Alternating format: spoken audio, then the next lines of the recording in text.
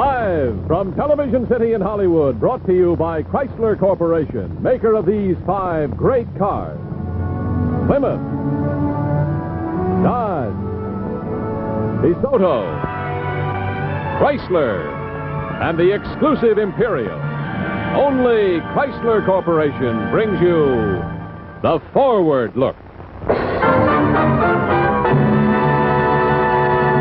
And now, Chrysler Corporation presents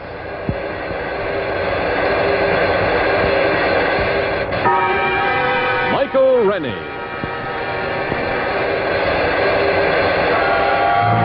Cedric Hardwick.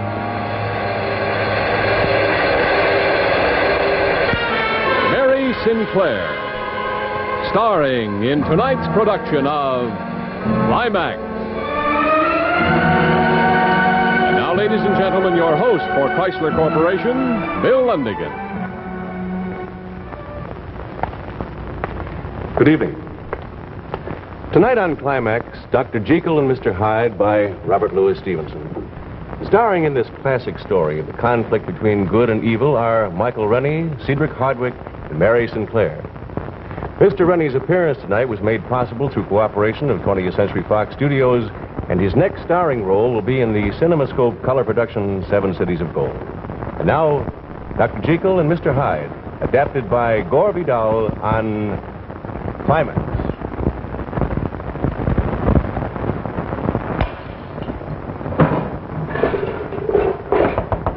Dr. Jekyll! Dr. Jekyll, are you all right? Go away! Please, sir, let me in. Go away!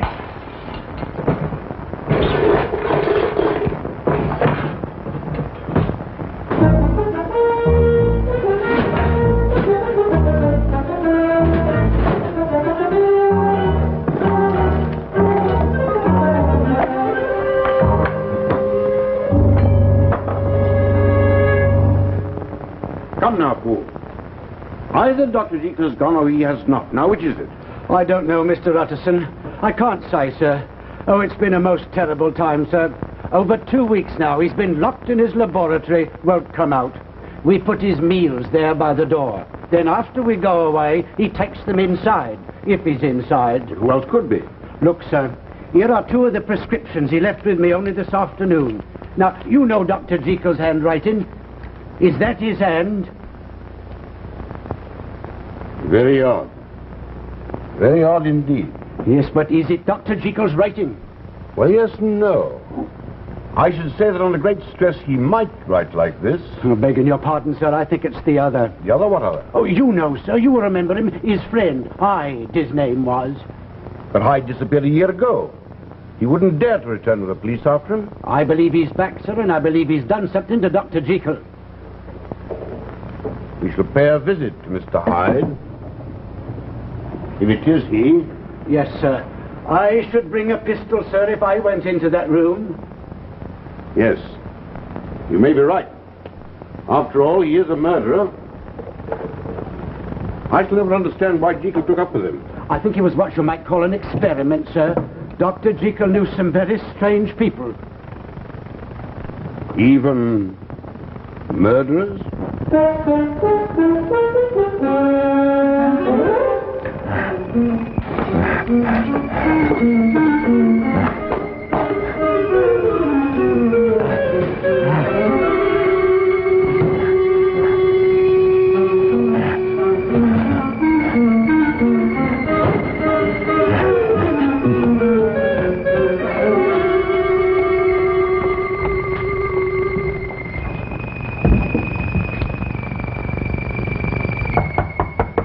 I say there, Jekyll, are you inside?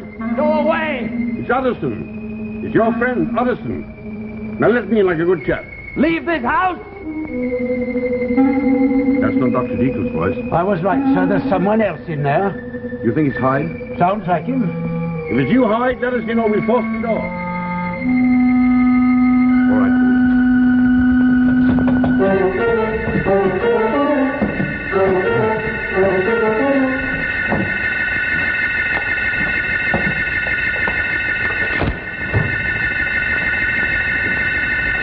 All right now. Where are you? He's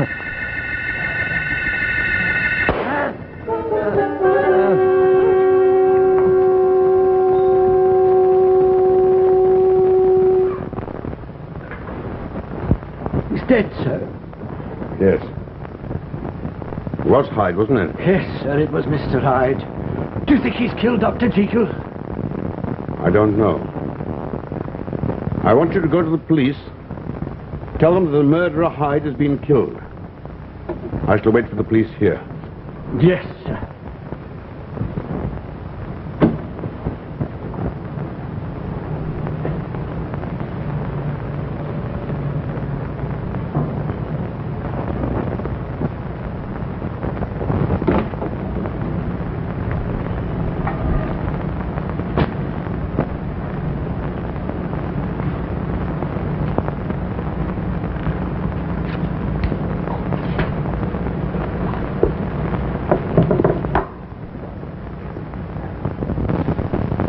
George Utterson, Esquire. To be opened in the event of my death or disappearance. Henry Jeky.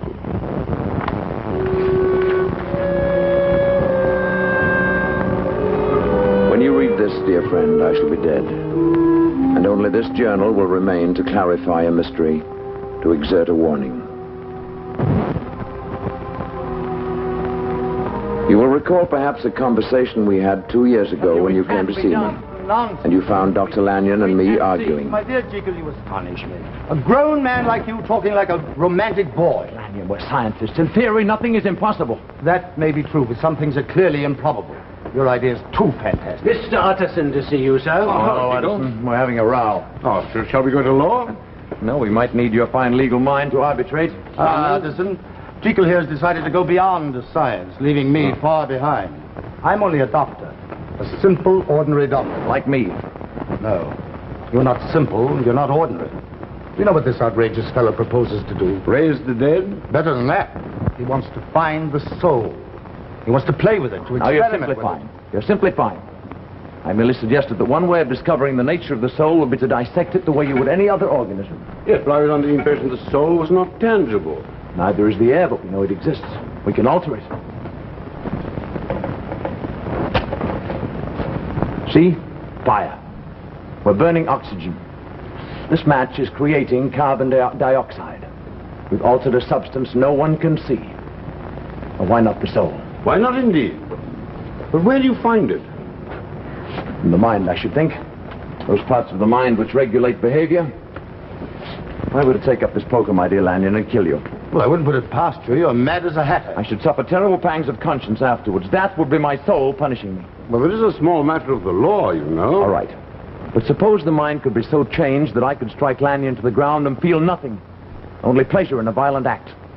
And there is something, you know, in all of us, a caged beast which delights in horror and destruction. Well, the whole idea is far too fanciful. And slightly unwholesome. Edison, I believe I'm on the track of something quite fantastic. The soul? The soul. Good and evil. I believe it's possible artificially to produce either a monster or an angel in the same man. Rubbish. Where's my tea? I came here for tea, not a black mass. You shall have your tea, my old intolerant friend. Monster or an angel. But do you really believe that human beings are both? I do. Oh, none of us is either very good or very bad. We're just a mixture.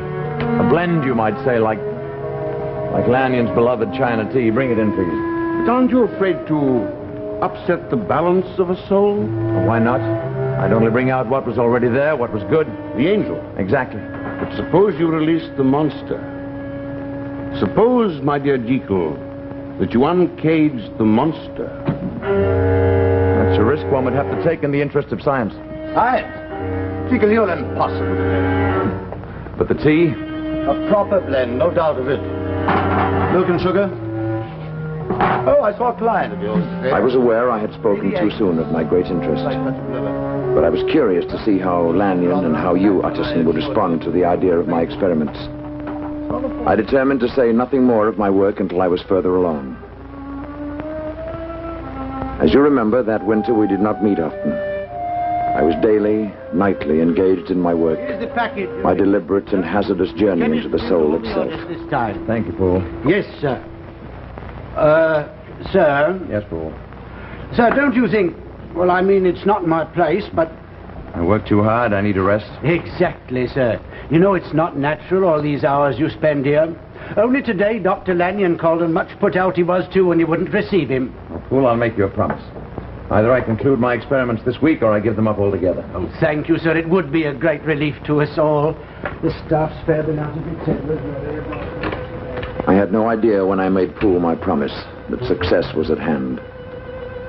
After months of tedious experiment, I had found almost by accident the proper substances which, combined, had the power to split the soul in two. The basic preparation involved a solution in which certain salts were combined and balanced. On this occasion, I added to them one of the new powders brought to me by Poole.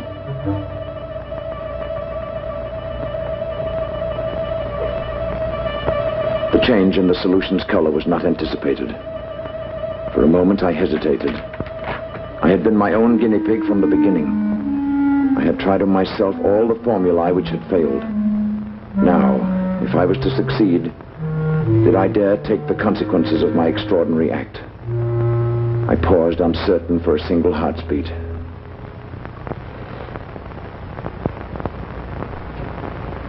Then I drank the liquid.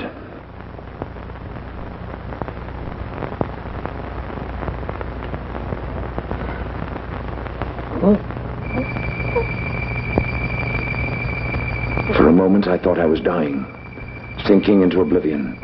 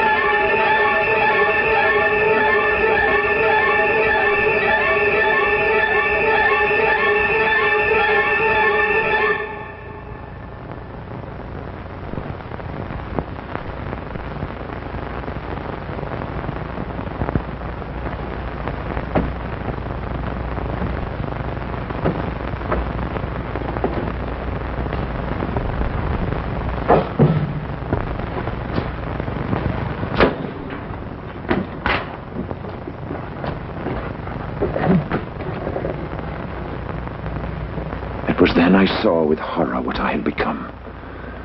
I had released not the angel from my soul, but the monster from its pit.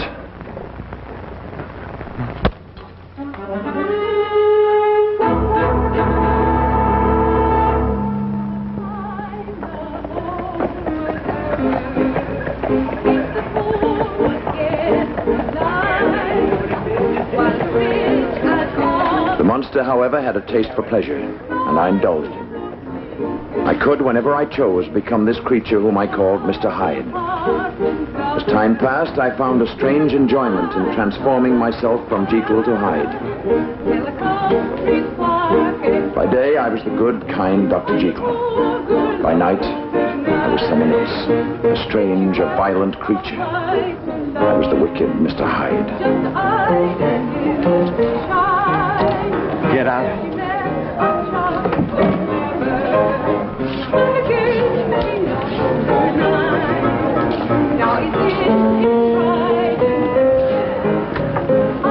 Usual, Mr. Hyde. Usual. 2 glasses. Yes, sir.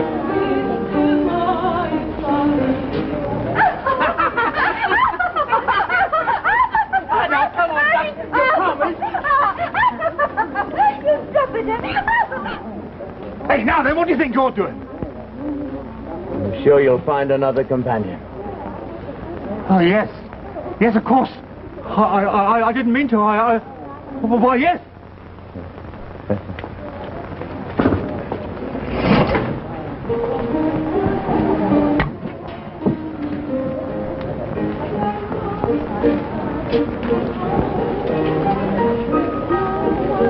Why don't you sit down, my girl?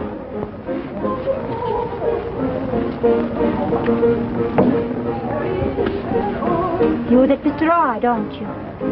Yes, I'm that Mr. Hyde. What a fine girl you are. They say you're the wickedest man in London. Do they?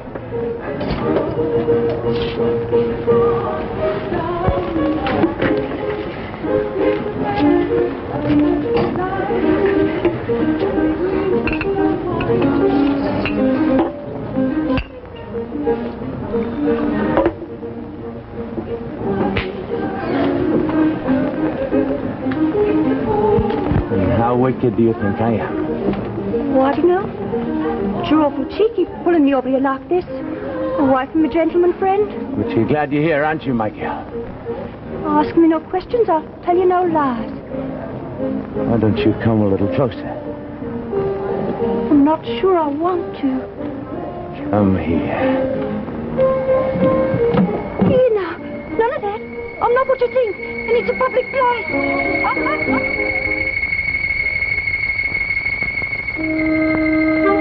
Yes, my friend. I realized early that I was involved in an infernal game whose prize was nothing more nor less than my living soul. But I could not help myself. I enjoyed being Mr. Hyde.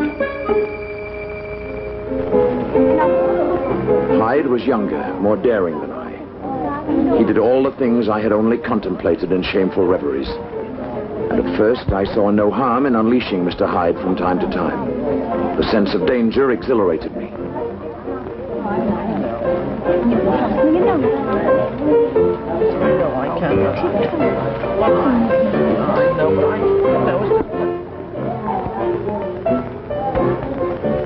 So it's Mr. Hyde. Come back to us.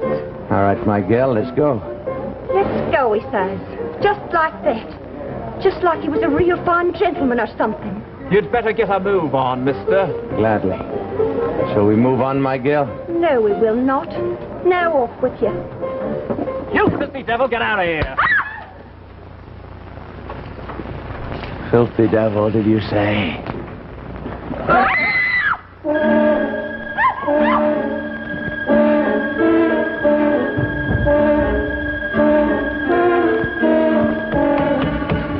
All right, what's going on here? That man Hyde. He tried to murder Miss Bella. He ran out down there, down the alley. Come on.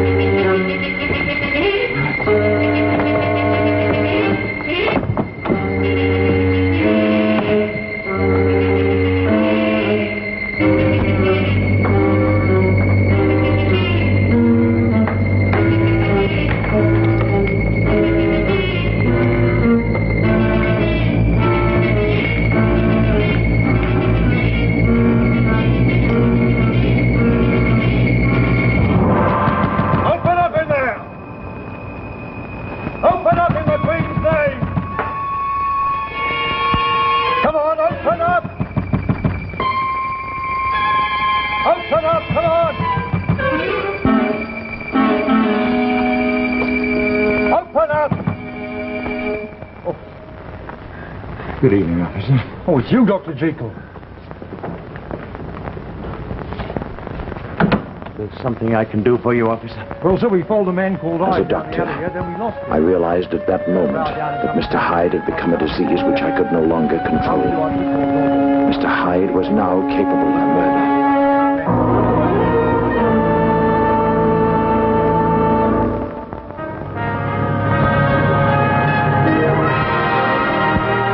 In just a moment, we'll return to the second act of Dr. Jekyll and Mr. Hyde.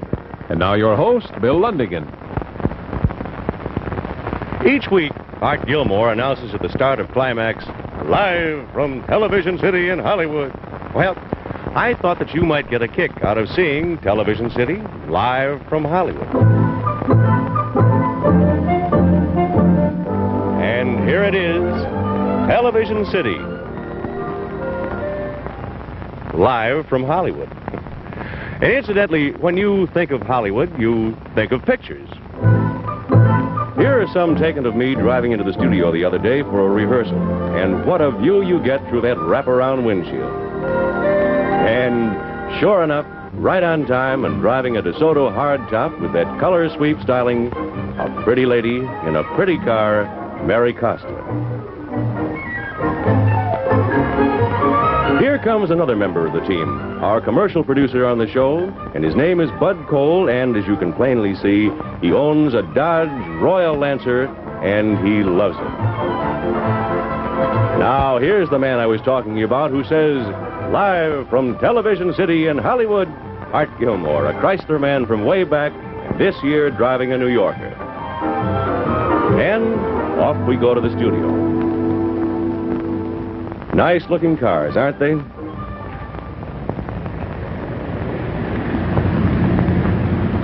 Hi, Mary. And you know something?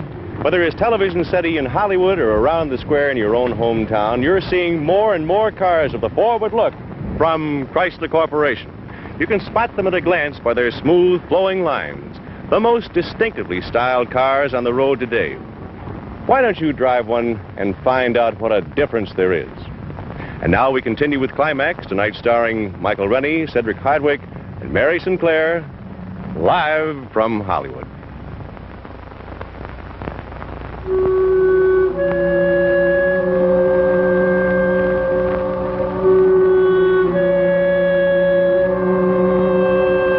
I vowed that never again would I take that potion which every fiber of my body now craved.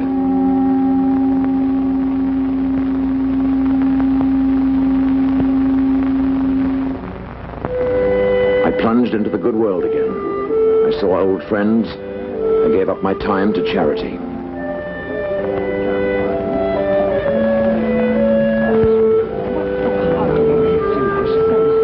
But I realized that should I ever again become Hyde, I might not be able to return in safety to my own house, especially since the suspicions of the police were already aroused. I should need an ally. Someone who would keep for me the potion I needed to restore myself from Hyde to Jekyll. Oh, Lanyon. Ah, Jekyll. I decided that Dr. Lanyon, in his innocence, was the man. I gave him a package containing the potion, and I asked him to give it to a Mr. Hyde should that gentleman ever call. He'd only come to you if I was inaccessible. Well, all this seems to make very little sense, but I'll give it to him, of course. When does he have to call? Never, I hope. Confess now, dear Dr. Jekyll. Your ears have been burning, haven't they? Pleasantly, I hope. I've been telling Lady Agnes that you work far too hard. Oh, yes, indeed. We must... Suddenly, like a black cloud across the sun, their faces grew dim. Their chatter like the noise of starlings, and I knew I could not endure them for another moment.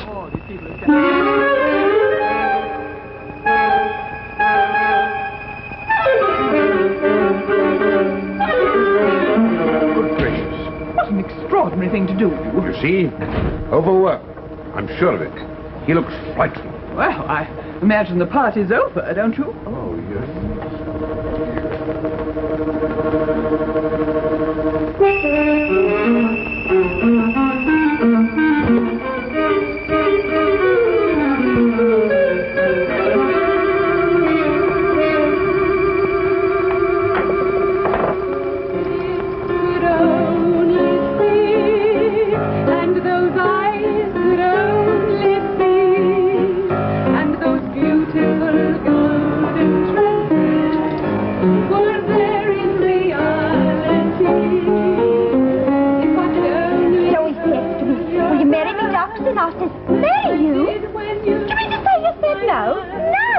Are you out of your silly mind? I thought at first he was fooling me, till he takes me straight to meet his old mum. Then, of course, I says yes, just like that. Oh, you are a lucky one. I should think so. And he's a good, reliable sort he is. He works regular, which is important, I say. You're right.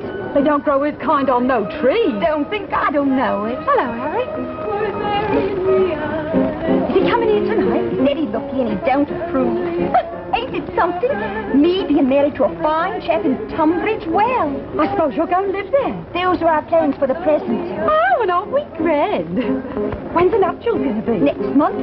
And we'll go to Brighton on our honeymoon. 3 days. It'll be 3 old days by the sea. Oh, some girls have all the luck. Oh, look over there by the door. Ain't that Mr. Hyde? Him all right, the beast. Imagine his daring show his ugly face around here after what happened between him and us.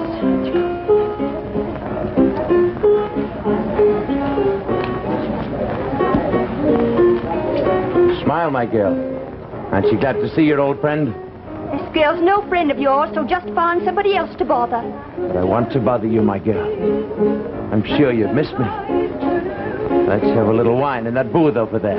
I'm waiting for my fiancé and have no time for strange men what don't behave themselves proper. Come. Who do you think you are now? The only one who's good enough for you.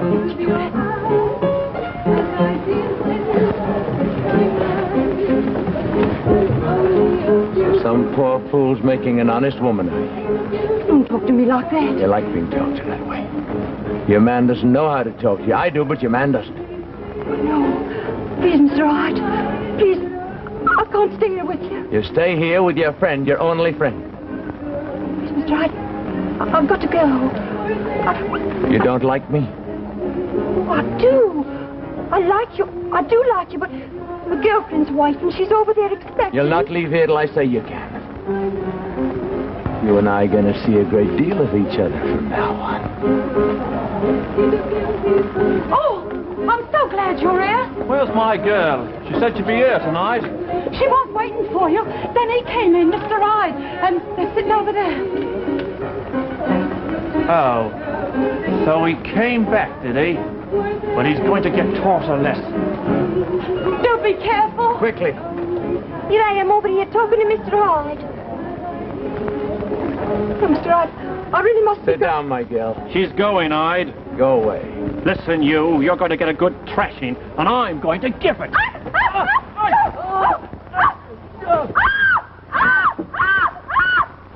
Weep at his funeral, my girl.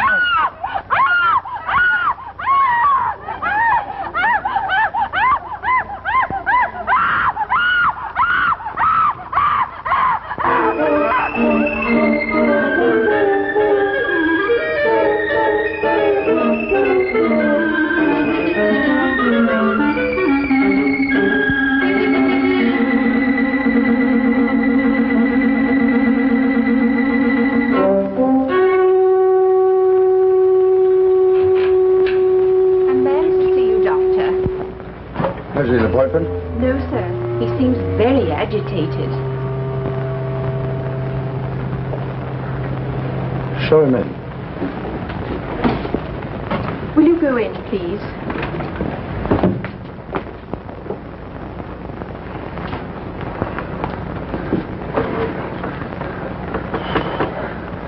You, Mr. Hyde.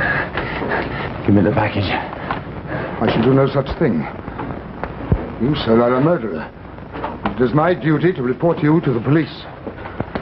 Get that package. You can't intimidate me. You promised, Chico. Now get me that package. Then call the police if you like. I will not be an accomplice to murder. How do you know it was murder? Newspapers. In the name of your friendship with Jeky, give me that package. Go to him yourself. I can't. No, of course you can't. He won't traffic with a killer, and neither will I. In the name of everything you love, give me that package. I will not help you. Get it!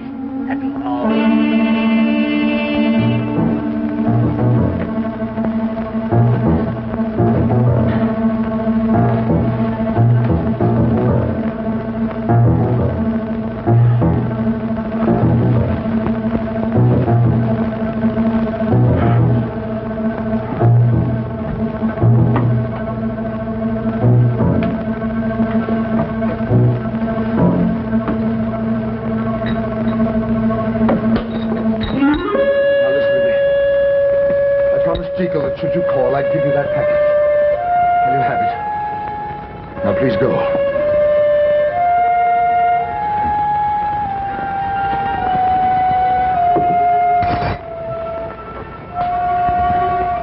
Now, Lanny, you who have always had such narrow views, you who have always derided my theories, behold.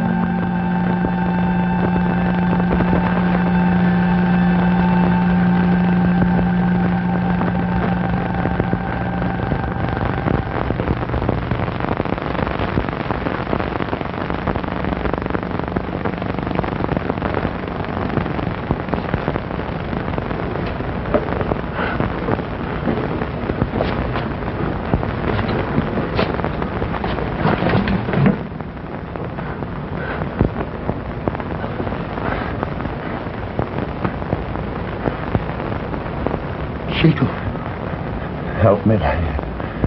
is this witchcraft? No, Lanny. Science. The blackest magic of all. I've gone mad.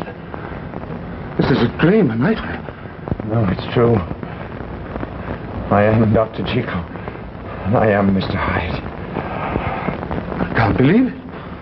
You've seen it. What have you done, man? Fallen into the pit. You are a murderer.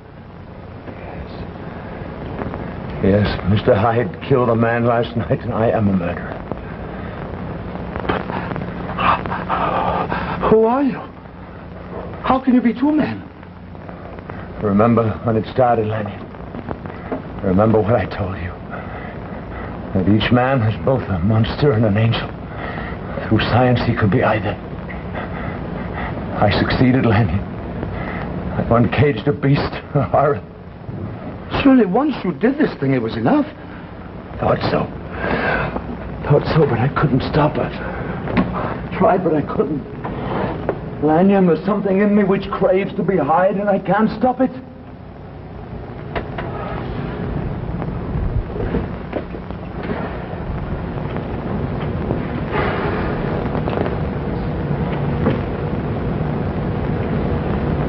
What now? I don't know. Do you have to do this terrible thing again? I don't know. I can't think. Is it like a drug? Must you become Hyde in spite of your better self? I'm not sure. But I know this. If I do this thing again, I shall die. I'm being torn apart by this beast. Then, Jeky, I think it better that you die. You say this to your friend? Your old friend? I say it because you are my old friend. Because your soul may soon be lost forever if it's not already damned. Am I, Jeky, responsible for what Hyde does? Can I help what this brute does? You are Hyde. And you chose of your own will to be Hyde. So you are a murderer and a blasphemer. I only wanted to find the soul as an experiment. You found the soul. You experimented. You've gone further than any man was meant to go. Your fate is no longer for man to decide. Lanyon, I'll never take that potion again, I swear it. The damage is done. The corruption has already started. Lanyon, I'll devote my life to others. I'll do more than that. I'll work in the charity hospitals. I'll do anything you say, Lanyon. Do what you must. Never see me again. Lanyon. You'd better go now. Lanyon, you and I are old friends.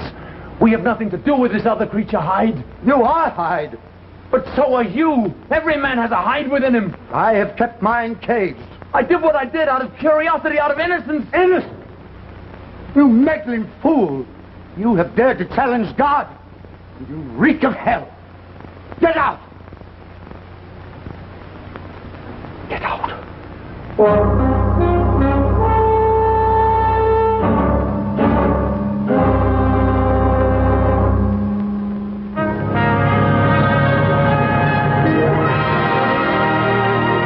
In just a moment, we will return to the third act of Dr. Jekyll and Mr. Hyde.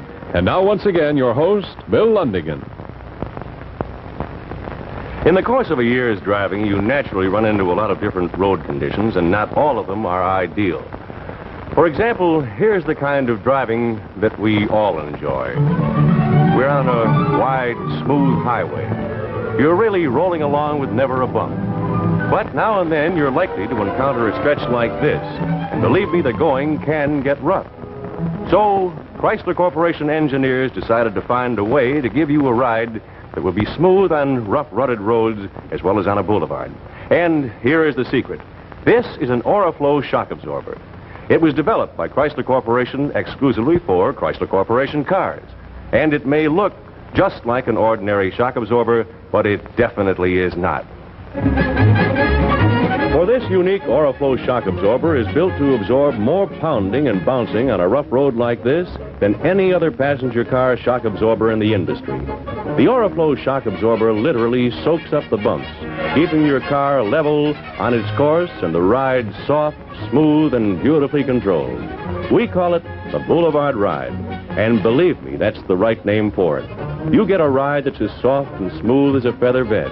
And here's a tiny tot enjoying to the full the ride of her mother's new Chrysler Corporation car.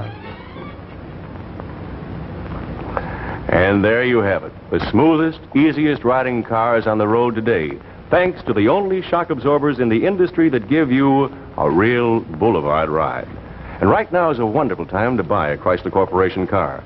You'll find your dealer is eager to arrange the best possible trade-in and best possible payments. So why not see him tomorrow? And now, we return to Climax.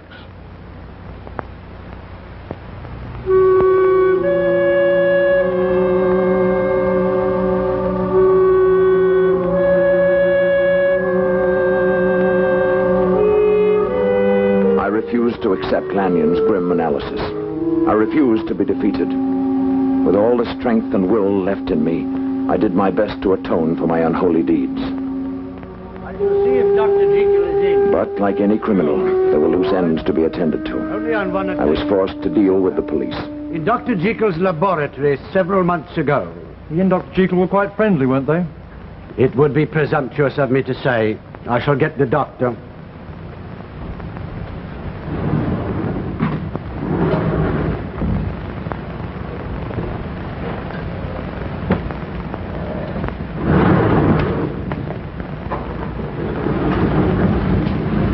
Good evening, officer. Oh, sorry to trouble you again, Dr. Jekyll. That's perfectly all right. Won't you sit down? Oh, thank you, sir.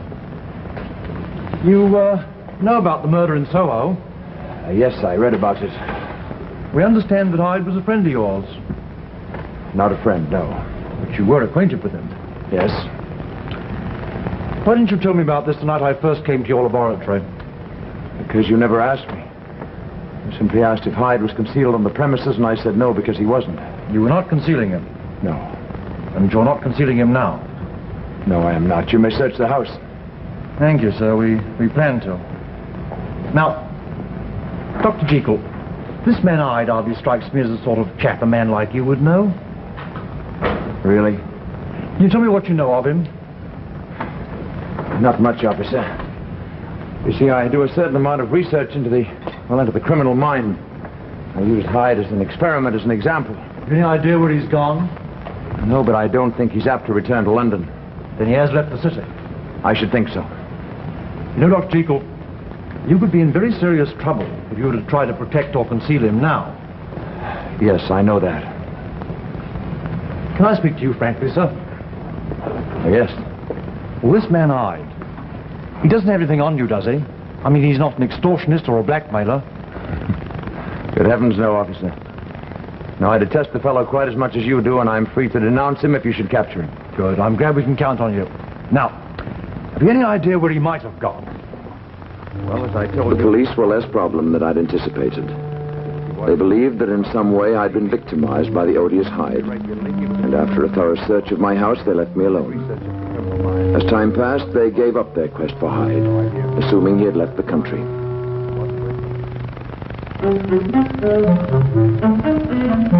I destroyed all my drugs and compounds to safeguard myself against all relapse.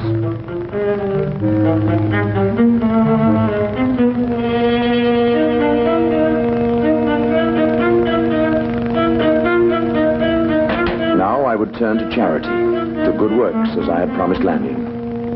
I grew more and more secure. I had caged Hyde once and for all, and I was myself again. So confident was I that I paid a call one evening to a certain cabaret in Soho.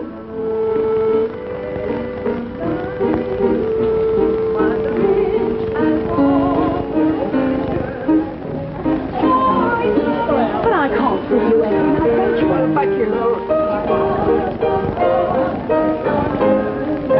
Come on, lad, give us a little smile. There's nothing to smile at. But you can't go on breathing your life away. What's done's done.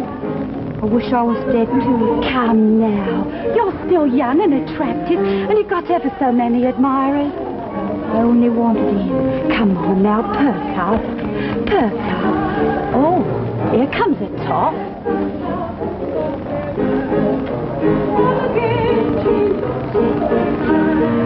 He's coming over this way. I think he's going to come and talk to you. You mark my words. Good evening. Good evening. Excuse me, I'll just go and join my friend. May I sit down? Suit yourself. You're not waiting for anyone? No, I'm not waiting.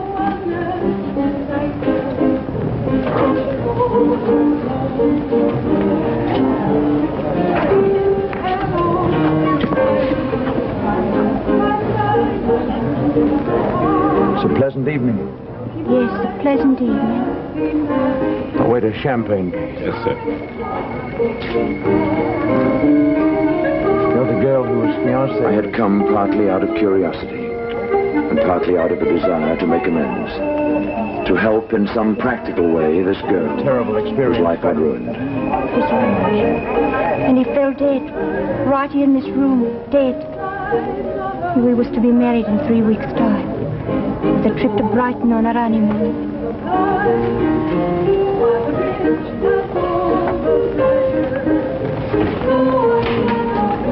I'm sorry. Sorry. How can the likes of you know what it is to have your life end? But your life's not over. Not over, is it? How many chances do you think a girl down here has of a decent marriage? I'm sure you'll have many more. Oh, I should have known when I first saw him. What he'd do. What he was. Your fiancé?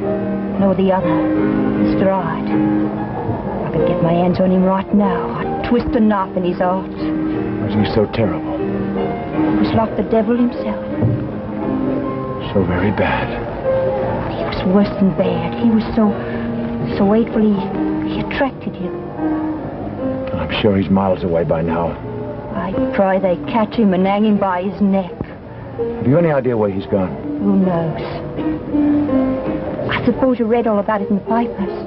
There it all was. My name and everything, just like the Queen's name. There I was. Here. You can see some of the things they say about the horrible crime in Soho. My name's spelled wrong in the early editions, but they got it right later. Yes, I read these at the time. I don't know what my poor mum would have said if she'd seen her daughter's name like that. Of course, it was on the same page as the Queen's. My mum's dead. you like a little champagne? All right. That's a nice drink. I'd like to help you if you'll allow me. You know, none of that. Why, I ought to know who you are. I'm just an idle philanthropist. Oh. That's different. But don't get no ideas about me, even if I was involved in a crime of passion.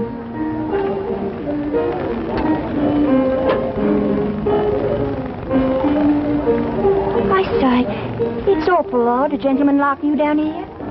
Oh, well, you see, I'm a doctor. I do charity work in these parts. That explains it. I bet you're a good doctor. You really must be the kind As we talked, I found her oddly attractive, I'm sure you are. and I resolved to help her in any way I could. As we chatted, even the cabaret seemed less tawdry and disagreeable. A sister of mine in Norfolk needs a housekeeper. I'm sure you'd like her very much. You're not just playing with me. No. I mean it, and no obligations. Oh, I say.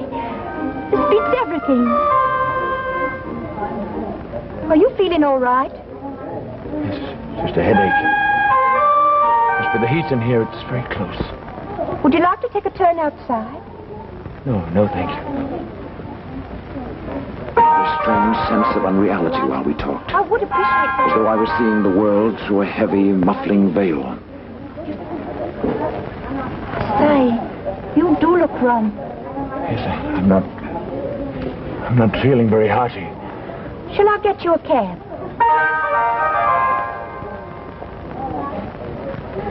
Yes. And we'll take a drive, my girl. What did you say? You heard. You sounded just like him for a moment. You frightened my girl.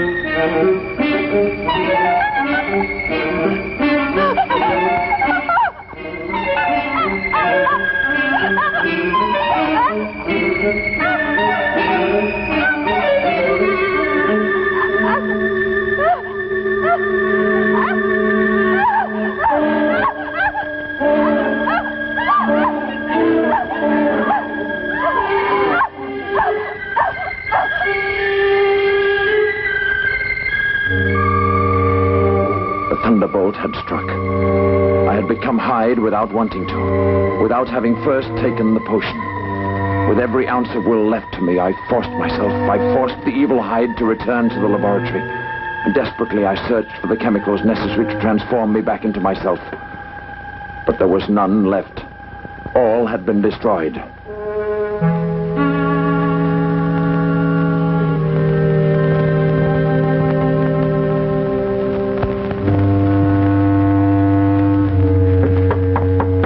Next morning, however, I found I was again myself. I was again Dr. Jekyll. I gave Poole various instructions. He was to go to the chemist's. He was to order the ingredients I needed for my compound. I spoke urgently, for I had no idea when I might again become that monster whose evil power over me was nearly complete. I don't want to see anyone, Poole. I'll be working in my laboratory for the next while. If you bring my meals, just leave them outside the door. Very good, sir. Oh, and Poole, I want the door into the laboratory. One that leads into the street, I want it padlocked. Yes, sir. From the outside. From the outside, sir? Yes, Poole, and you keep the key. I shan't need it. Yes, sir.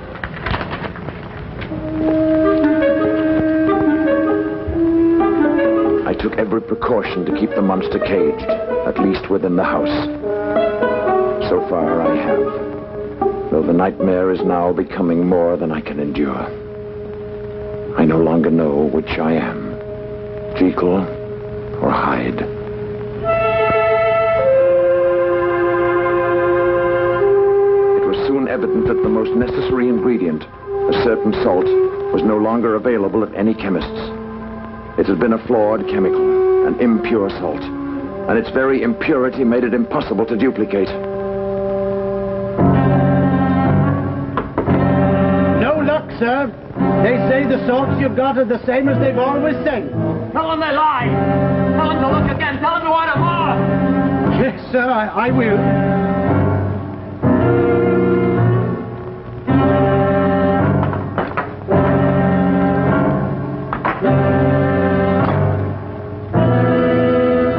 I have known now for some days that I shall never leave this room alive. I have given up all hope. My life is now a battleground where good and evil are at war, and the victory of either one will mean my death.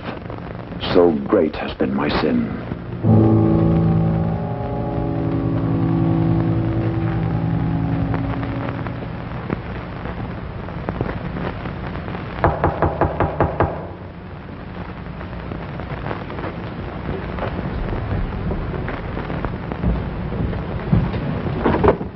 The police officer, Mr. Utterson.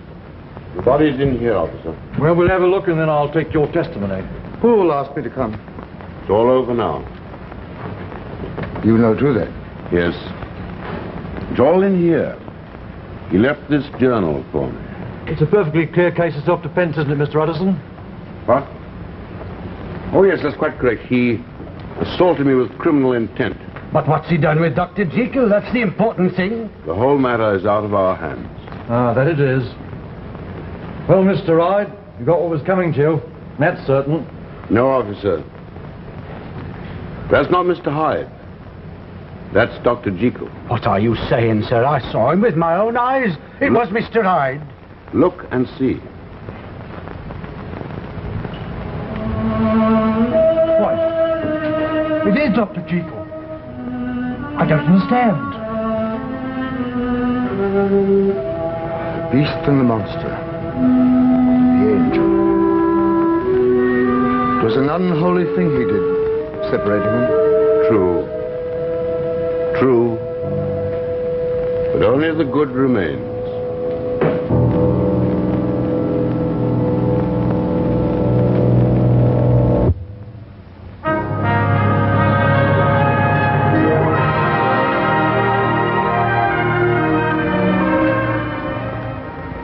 We've arranged a rather unique fashion show for you this evening.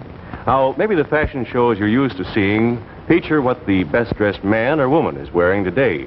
But this fashion show we call What the Best-Dressed Car is Wearing, and here's Mary Costa to tell you all about it.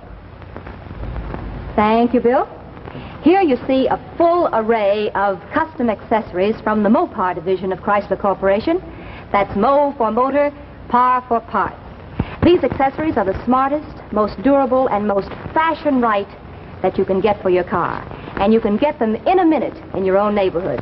But now, let's go to the home plant of Mopar at Center Line, Michigan. This is Mopar, the most efficient parts plant in the industry, where 2,000 employees work to handle each order the day it arrives, whether by teletype, by wire, or by mail. Here is where emergency orders are received, every dealer knowing he can phone direct. All orders are checked against microfilm records that show the original specifications of every Chrysler Corporation car or truck. The order is then broken down electronically into year, make, model of car, and part or accessory needed. After this, the order is taken to the pneumatic tube system to be instantly whisked to a clearing center in the plant called Grand Central.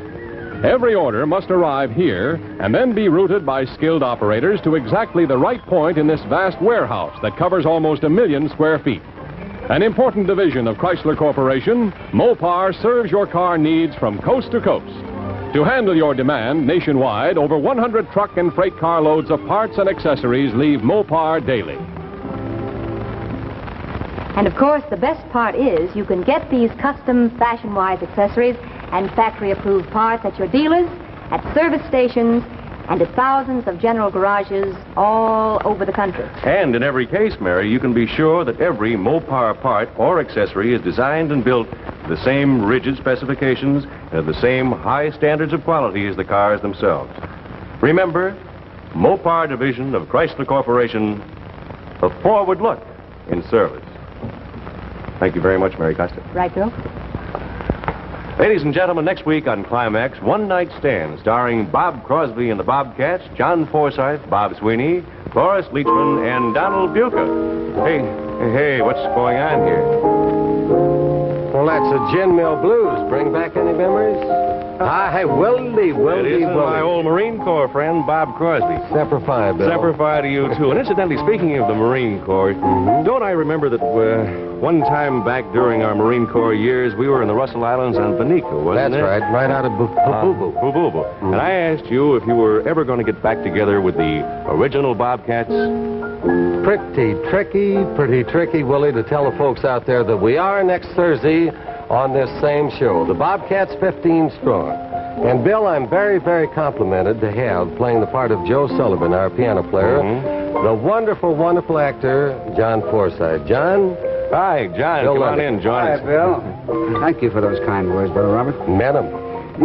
You know, I was just telling Bob this afternoon, what a real treat this is for me to play this show. Because first of all, Bill, I've always been crazy about jazz. And secondly, because I think this is a true and completely different kind of a story about the men who make music. Well, it sounds to me as though we're really going to have an excellent show next week. Well, I certainly hope so, and I hope the folks out there are going to like it.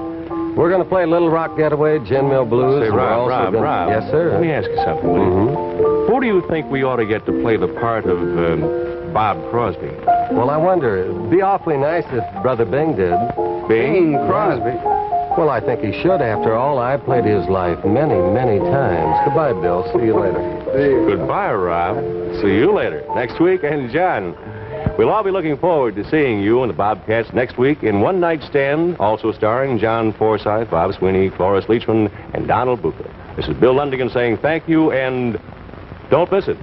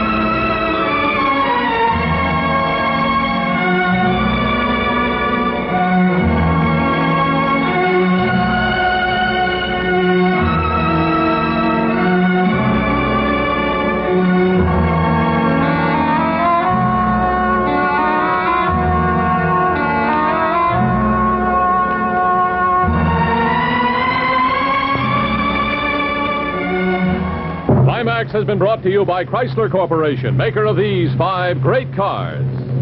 Plymouth, Dodge, DeSoto, Chrysler, and the exclusive Imperial. Only Chrysler Corporation brings you the Forward Look.